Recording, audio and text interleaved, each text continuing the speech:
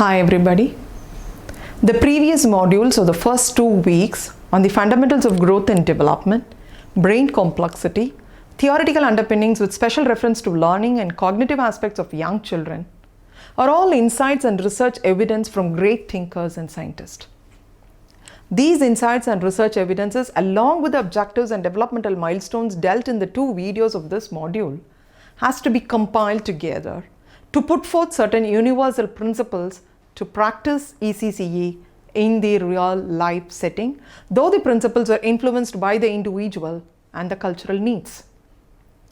Here are some of the principles giving specific ideas on how an ECCE program can exist to foster early learning and development. Towards the end of this video, you will be able to review the principles guiding the formulation of ECCE curriculum.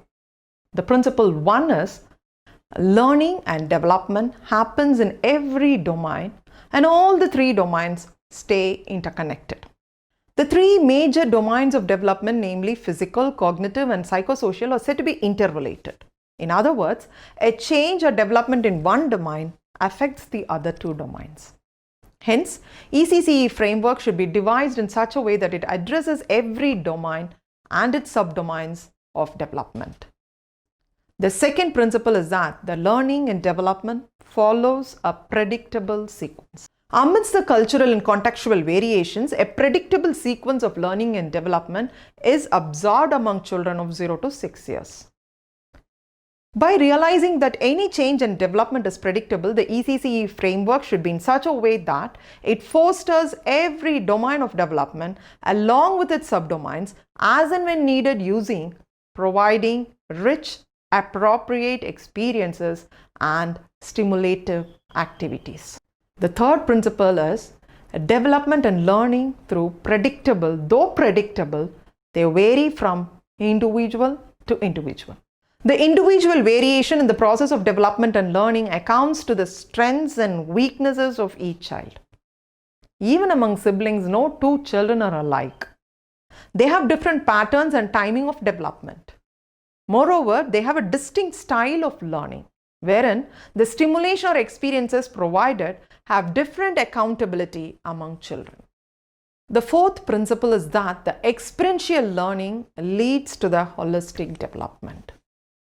When learning experiences are provided to children that calls for inquisitiveness and exploration by using all of their senses such as smell, taste, touch, hearing and seeing, and the child is said to have attained all-round development. Hence, every child should be provided experiential experiences that sustain their interest in learning and enhances their positive disposition to explore and build skills across all the 3 major domains of development. The fifth principle is to remember learning gets initiated at birth.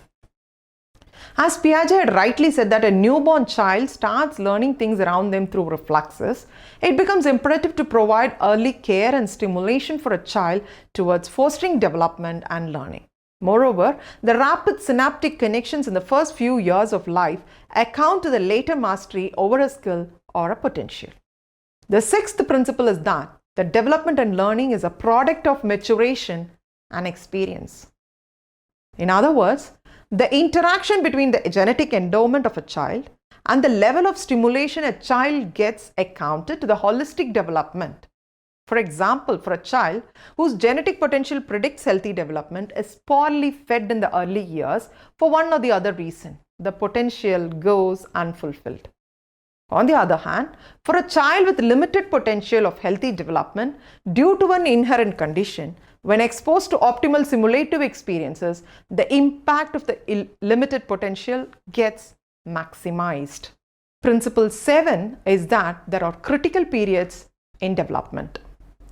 Evidences from researchers and various observations had portrayed that certain aspects of development occur more effectively at a particular timing in the lifespan. For example, optimal brain development that occurs in the first few years of life opens up a window of opportunity for language development in those first 3 years. Hence, it becomes significant to use this window period by providing enough stimulation and support in enhancing language learning. The eighth principle is that learning gets initiated through awareness, passes on to exploration, to questioning, and ends up with the application. Through experiences with the people and the overall surrounding, the child's learning gets initiated. With familiarity gained over the experiences, using exploration and inquiry, the child gets the ability to use or apply the same for related or new situations using assimilation and accommodation. The ninth principle is that learning and development happens within a stimulative, nurturing, and protective environment. As Piaget had clearly stated that the child in his early years moves from the sensorial stage to symbolic representational stage, for which meaningful interactions of the child with the environment, namely the parents, other children and adults, things around them, and even the experience, becomes the investment. Hence, it becomes the society's responsibility to provide a caring, stimulating, supportive, and protective environment to foster holistic development of the child. The 10th principle is that the socio-cultural context influences the process of learning and development to a large extent. As proposed by the ecological systems theory of development and learning, depends on the child's environment and the community as a whole in its broader context. Hence, the facilitator of an early learning center should be aware of the culture that the child hails from and provide relevant experiences, since a child's thinking is shaped by his or her culture. The 11th principle is curiosity and desire to learn is inherent. Any child born in this world does possess an inherent potential of curiosity to learn from things they see and people they interact. This inherent potential allows them to stretch their imagination in search of alternatives, formulation of questions and answers. Hence, the early learning center should make clever use of this potential by providing a teaching pedagogy that provokes their intelligence at all domains. The 12th principle is learning is effective and sustainable when it happens through play. Play is a tool for the child's holistic development. It's a play that provides opportunities for the child to explore, experiment, manipulate, and discover. In Piagetian term, the abstract thought of a child gets developed through play. Play is of many types, but do remember that play is the only tool that enhances learning disposition of a child. Hence, ECCE center should be in such a way it provides opportunities for optimal play. To recapitulate the content of the module on ECCE objectives and principles, let us have a brief understanding of what is early childhood care and education and what it is not. Early childhood education is a balanced play and activity-based program which provides a stimulating environment for the language, intellectual, socio-emotional and physical development of the child.